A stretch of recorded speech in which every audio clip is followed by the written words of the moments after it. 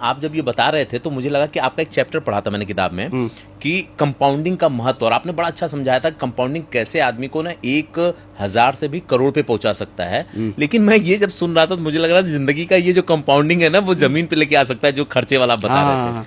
मुझे जरा बताइए कि कंपाउंडिंग क्या होती है, कैसे काम करती है, मुझे किसी एग्जाम्पल के साथ बताइएगा ताकि ना जो दर्शक हैं वो ये समझ पाए कि वो 500 ही डालना शुरू करें। जब हम 10,000 वाले की बात करते हैं, 5,000 वाले की बात करते हैं तो 500 तो निकाल लेगा, तो आप 500 नहीं 1,000 का पकड़ लीजिए। 1,000 की बात करते हैं और उसका कंपाउंडिंग बता दीजिएगा कि वो कैसे 1,000 बहुत बड़ा हो जाता है। और लास्ट में ये भी बताइए, क्योंकि ये लोग बार बार ये कहते हैं ना कि जब 10 साल बाद 20 साल बाद पैसा हमारा इतना बड़ा होता है तो उसकी वैल्यू कितनी रह जाती है। ये दोनों बताइएगा। 2-3 एग्जाम्पल दूंगा, मुझे बस याद दिलाना। पहला एग्जाम्पल आपने 1,000 वाली बोली तो 1,000 वाला बोलता हूँ। ठीक है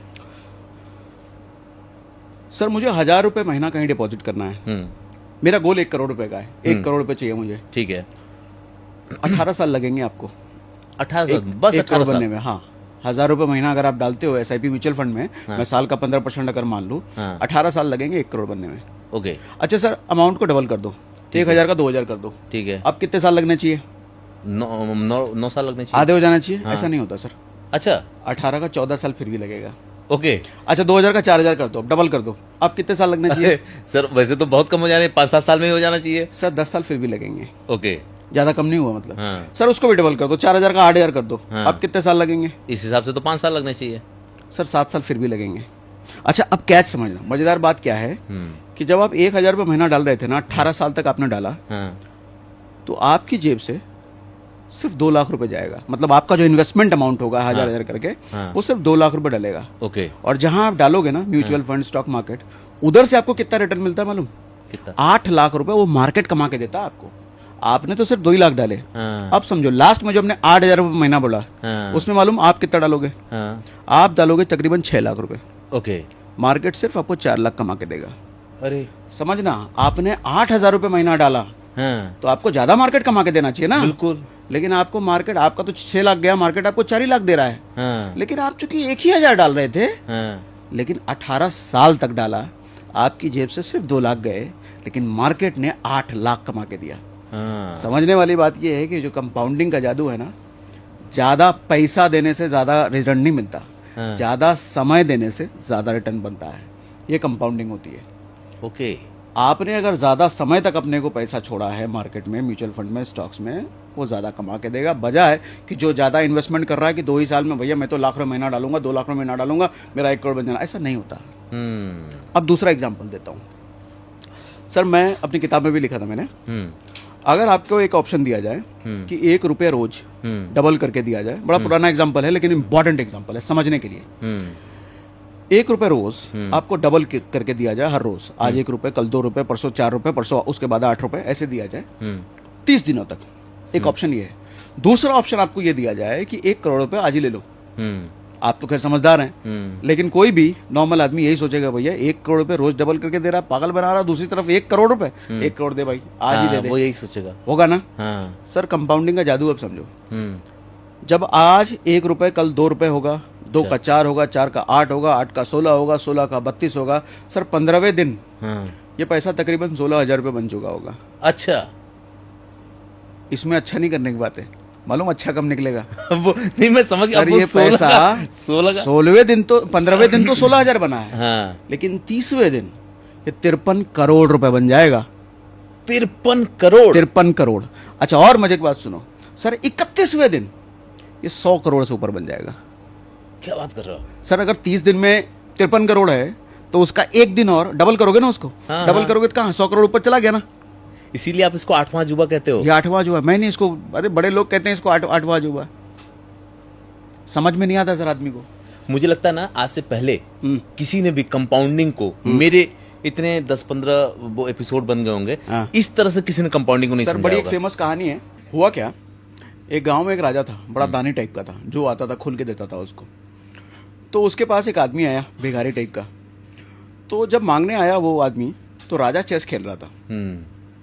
तो राजा ने पूछा, भैया बता तेरे को क्या चाहिए, जो मांगो देते हैं। तो उस आदमी ने बोला कि आपके चेस में कितने खाने हैं, कितने कॉलम्स होते हैं? बोला 64 खाने हैं।